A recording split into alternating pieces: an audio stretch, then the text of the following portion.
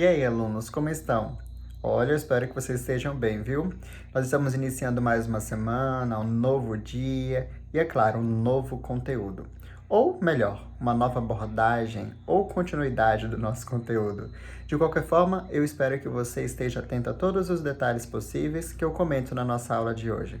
Ela está impecável e eu tenho a certeza absoluta de que você irá aproveitar bastante todas as informações que eu destaco hoje. Faço um convite, então, para que você esteja comigo, anotando, fazendo as abordagens, comentando e, enfim, fazendo todas as evidências possíveis. Espero, então, que você tenha uma excelente aula e, no mais, conte sempre comigo. Então, turma, tela projetada. Hoje nós temos uma continuação de tudo que nós estamos estudando. A nossa aula de hoje é uma aula muito importante e requer um pouco mais de atenção de vocês. Se vocês já têm uma atenção em relação às aulas e aos conteúdos que já foram trabalhados, com certeza na aula de hoje eu vou pedir um pouco mais de atenção, porque é um conteúdo realmente especial. Só para que nós possamos relembrar tudo que nós estamos estudando, isso eu sempre faço como uma questão de costume, realmente, para que os alunos estejam sempre a par do que eu estou trabalhando com vocês. Então, nós estamos trabalhando o volume de número 2 do livro didático. Hoje nós vamos utilizar o nosso livro didático e nós temos aqui no nosso livro didático 3 capítulos. O capítulo de número 4, 5 e 6. Lembrando que nós ainda estamos aqui no capítulo de número 4, mas na verdade nós estamos em processo de finalização do capítulo 4, tá? Por quê? Logo, logo, nós vamos chegar ao capítulo 5, que é sobre artigo de opinião, e, consequentemente, o capítulo 6 também, né, que vai falar ali acerca do cenário poético da África. Vale evidenciar, vale lembrar que o capítulo 4 diz respeito ao gênero textual reportagem, e o capítulo 5 diz respeito ao gênero textual artigo de opinião. O capítulo 6 diz respeito a um gênero textual específico também. Tem ali um cunho mais poético, voltado mesmo à questão do gênero poema, tá? Ou melhor, vocês sabem que poema é diferente de poesia, né? Mas quando chegar no capítulo 6, eu discuto com vocês um pouco melhor essa questão de poema e poesia. E aí vale, inclusive, a seguinte discussão. Qual é o gênero textual? É poema ou o gênero textual é poesia? Mas, enfim, é algo que eu vou deixar para posteriormente. O capítulo de número 4, que é o capítulo que nós estamos estudando, como eu comentei, ele fala sobre reportagem. E dentro do capítulo 4, então, nós temos alguns assuntos, algumas abordagens extremamente interessantes.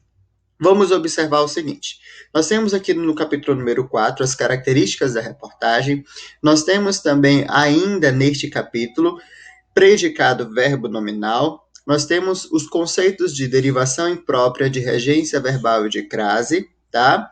E nós temos ali uma ampliação no livro de atividades a respeito dessa parte gramatical. Hoje, então, nós vamos estudar seminário escolar e o conceito de resumo, tá bom? Resumo, inclusive, vale lembrar que não é uma novidade para vocês, tendo em vista que está sendo um conteúdo trabalhado na disciplina de produção textual. Nós vamos utilizar o nosso livro didático hoje, mas para este primeiro contato, para este primeiro momento, nós vamos utilizar o material audiovisual, ou melhor, um material visual, porque o áudio sou eu. E esse material, ele vai dizer respeito sobre as características da reportagem para que você entenda de modo mais profundo, mais detalhado acerca deste gênero textual. Então, nós temos aqui, número 4, reportagem, aprofundamento das informações, e quando nós passamos aqui o nosso material, nós vamos observar que o gênero textual reportagem possui algumas características. Vale também evidenciar que este gênero textual ele já foi trabalhado outrora e as características também já foram trabalhadas outrora. Eu estou apenas dando continuidade.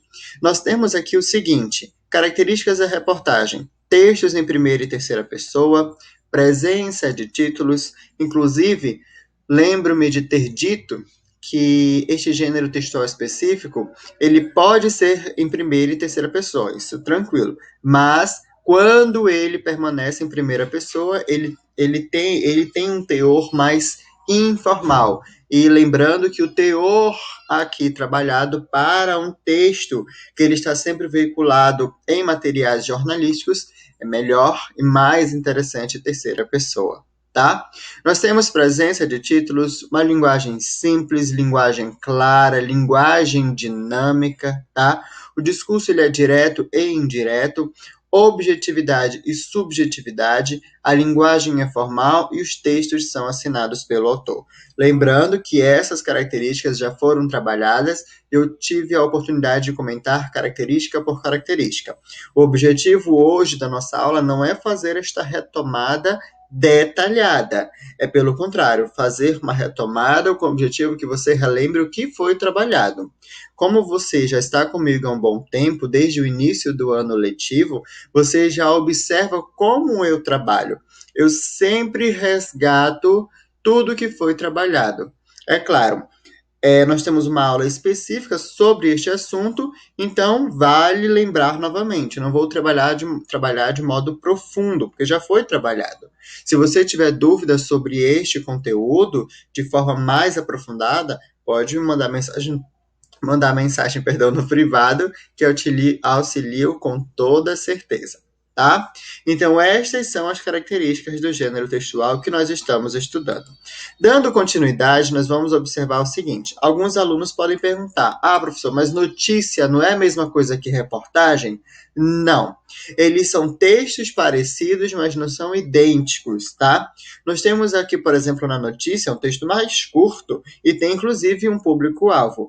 Na reportagem, o texto é mais extenso, mais detalhado e tem muita, como posso colocar, muito aprofundamento de certa ação, tá? A notícia não. Como a notícia tem um público específico, então é isso, pronto e acabou. Tá? É extremamente objetivo, até mesmo para que o leitor ganhe tempo e fique sabendo ali basicamente do que aconteceu. Às vezes ele nem detalha com tanto rigor assim. Ele dá apenas uma notícia superficial, isso às vezes, tá? E pronto, acabou.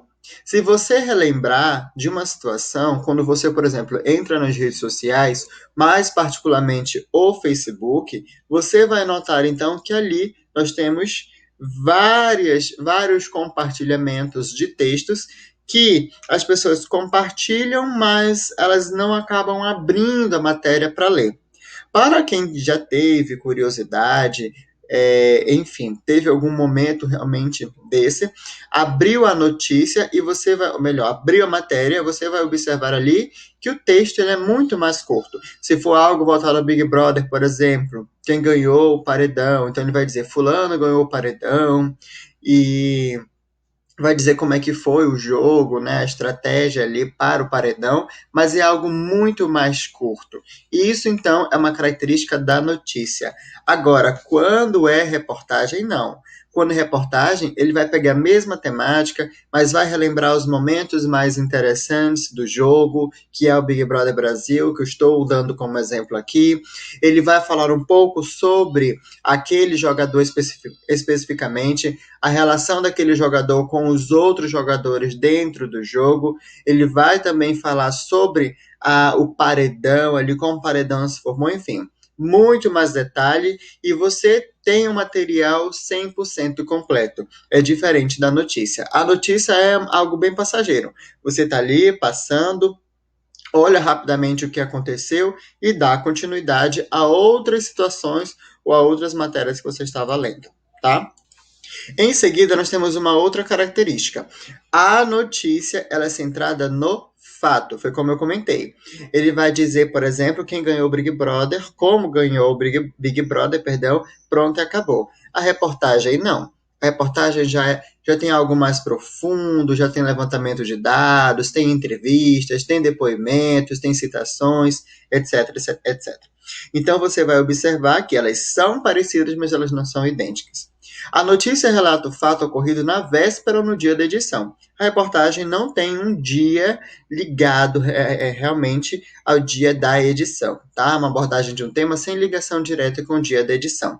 Então, por exemplo, nós temos o seguinte: se o jogador especificamente do Big Brother ganhou naquele dia ali o jogo, no outro dia já tem notícia veiculada sobre o dia, tá, do acontecimento. Ou às vezes até antes.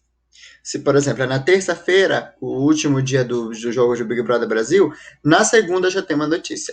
A reportagem não, tá? A reportagem já é diferente. Por exemplo, ela vai relembrar do Big Brother de 2005, a importância do Big Brother de 2005, quem foi o ganhador e por aí vai, tá? Então não tem essa ligação direta com o dia da edição. A notícia tem um registro dos fatos em geral, sem juízo de valor. Professor, o que é juízo de valor? É uma interpretação muito pessoal, tá? Embora a interpretação já seja algo pessoal. Mas é muito pessoal mesmo. Você observa que naquele texto específico tem, tá? Uma análise, uma interpretação de quem escreve o texto. Na notícia, esse não é o caso, tá? Não tem esse juízo de valor. Na reportagem tem juízo de valor, sim, é uma característica, tá? Você vai observar o que está em evidência ali naquele texto é mais a forma como aquele autor ou aquela autora pensa sobre aquele determinado conteúdo. E isso é muito normal dentro do gênero textual reportagem. Então veja que nós temos dois gêneros textuais, notícia e reportagem, mas cada um tem a sua característica específica. E na reportagem, que é o gênero que nós estamos estudando, não seria diferente, tá?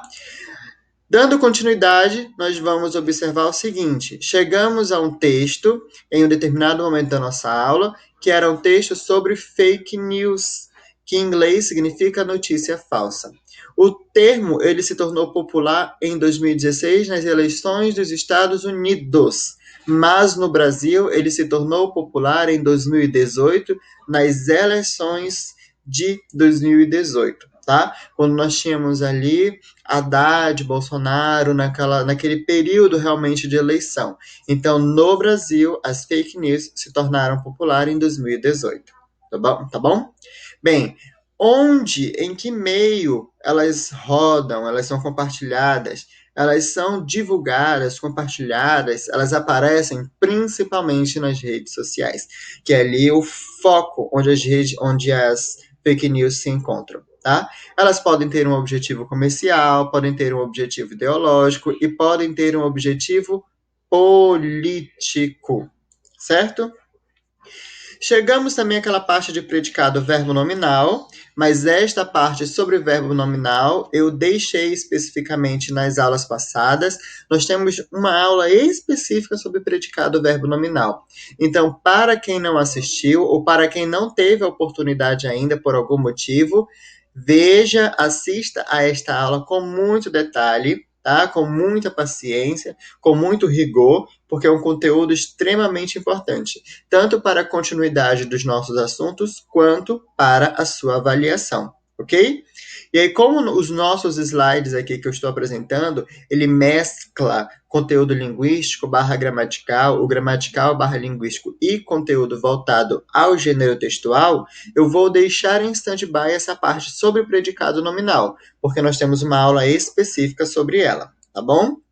E aí nós temos aqui verbos de ligação, que eu já trabalhei com vocês, o próprio verbo significativo, o verbo predicado verbo nominal. Nós temos aqui o conceito de derivação imprópria, que eu também já trabalhei com vocês, nós temos os exemplos. Regência verbal, eu só comentei, mas é algo que eu vou resgatar ainda, nós vamos ter uma aula específica sobre regência verbal, tá bom? Então vejam, crase também. Vejam que neste sentido, todo o material ele já foi praticamente trabalhado com vocês, né? E o que eu quero que vocês tentem perceber é que estes conteúdos eles são conteúdos importantes, mas vai depender de você ter um momento específico para que você estude tudo que eu trago para você ou deixar de lado, né? Mas lembrando que o aluno, ele é o protagonista do processo de aprendizagem. Eu ensino todos os meus alunos, mas é preciso que você também coloque a mão na massa e, naturalmente, queira, porque você tem que querer. Eu trago as abordagens, trago os exercícios, mas você também tem que realizar. E realizando, você vai praticar e assim você vai dar continuidade aos estudos. Isso é um passo importante. Vamos lá então. Agora sim, depois que eu resgatei tudo que eu queria resgatar, vamos colocar no nosso livro na página de número 21, onde nós temos a prática de oralidade e nós temos essa parte específica sobre seminário escolar. Vamos lá. Na parte que diz respeito ao seminário escolar, o nosso livro vai apresentar um conceito também. Ele vai dizer o que é o seminário escolar, ele vai dizer que é um gênero composto de uma exposição oral, e é claro, você, como um aluno, você já sabe o que é o seminário escolar. E com certeza você já sabe a importância desse gênero textual. É um gênero textual, mas ele é mais voltado para um aspecto oral, tá? O mais interessante é o seguinte: como nós estamos num período muito desafiador, que é o período virtual, você ainda não vai ter oportunidade de fazer um seminário escolar. Mas isso não significa que você não possa entender como funciona um seminário escolar. Inclusive, muitos alunos eles têm um certo receio do seminário escolar, por um motivo de vergonha, né? Muitos alunos eles têm vergonha em estar à frente de um público.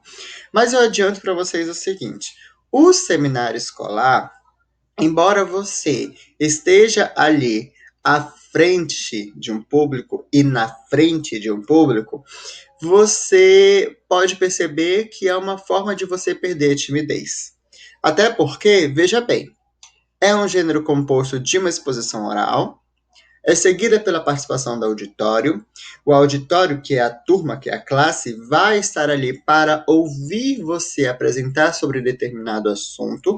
Então, é uma oportunidade que você tem para perder a timidez.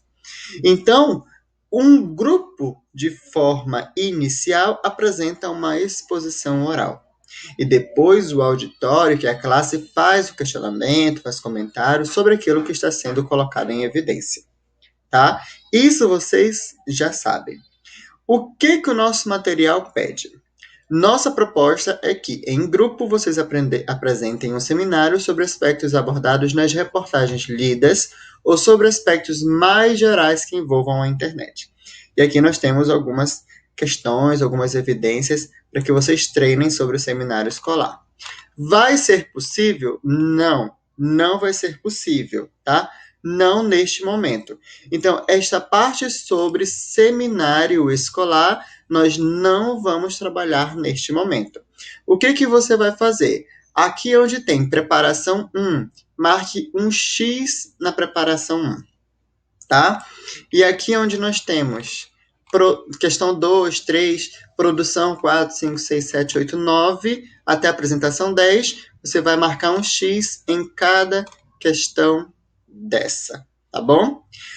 Vale lembrar o seguinte: nós estamos trabalhando aqui na página de número 21. Bem aqui neste cantinho, coloque a data de hoje, tá?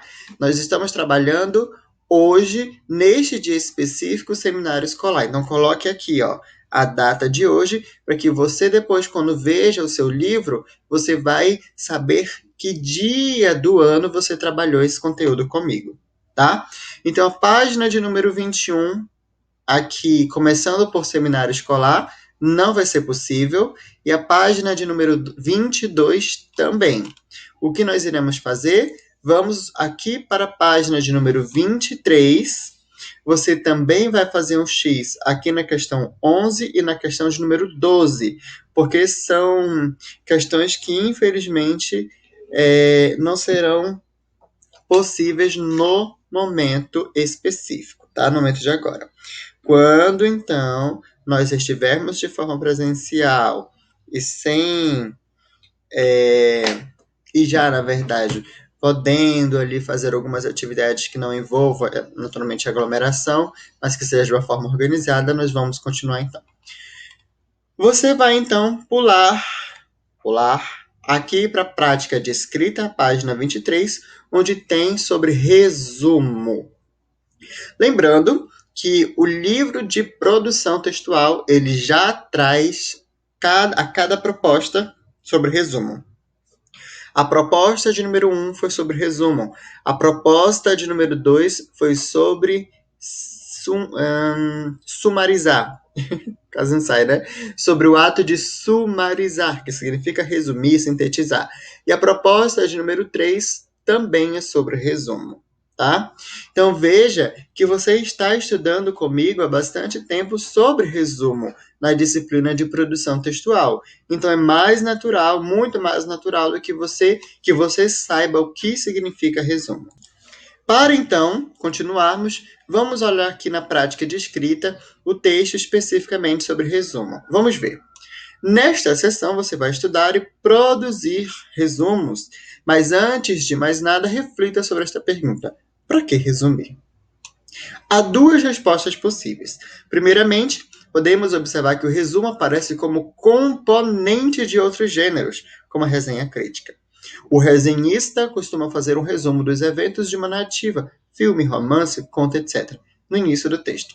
Em seguida, desenvolve sua argumentação e, geralmente, no final, emite sua opinião sobre a obra resenhada. Muito bom! No entanto, as obras ficcionais não são os únicos objetos de resenhas críticas. Livros teóricos sobre os mais diversos temas também são resenhados. Nesse caso, o resenhista apresenta o resumo das ideias da obra ou dos processos explicados nela.